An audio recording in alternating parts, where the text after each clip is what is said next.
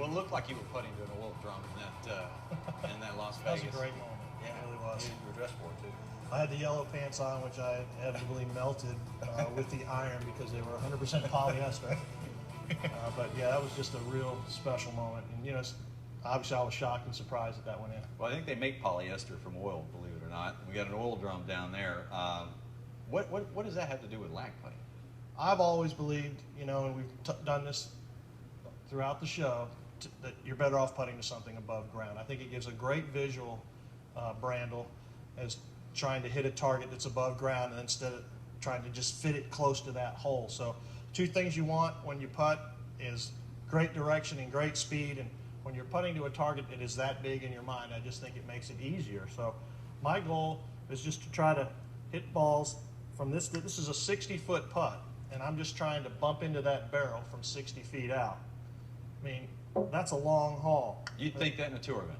I think in tour events when I'm chipping or pitching or any of that stuff. You know, and those are perfect speed. All I want to do is run into that barrel. I pulled that one a little bit, but I don't care. I mean, in the end, well, it's going to hit the barrel. Just missed it.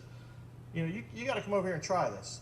I mean, it just frees me up to try to run into something above ground. I'm not perfect. You don't have to be perfect. That's the idea when you putt, is that it's not a game of all perfect. the stuff That's the that Bob Rotella book. All the stuff that you've been talking about is stuff that allows you to react. nothing specific about the stroke. If you think about what any athlete, well, any golfer, I mean, they're all physically smart, maybe even physical geniuses if you get, you know, right down to it. I think the strength in your athletic ability and your ability to visualize needs to be, I don't know, exploited somehow. You've got to be able to visualize. Well, I've said this before. There's thousands of guys that hit. That's pretty good, by the way, for someone who sits in the broadcast booth all day. I think you've got to be able to visualize to be really successful, to go to another level. There's thousands of guys that hit the ball well.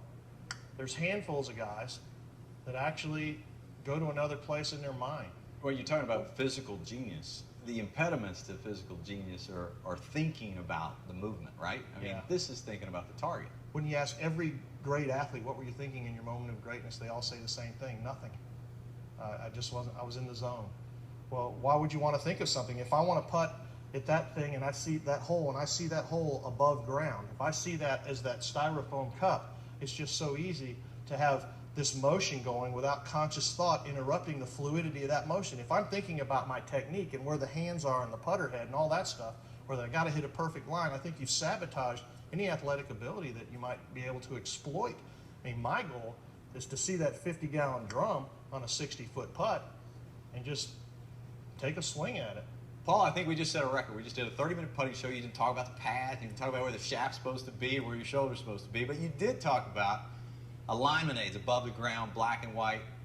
Thank you for your time. I know you keep it simple. All right, you do.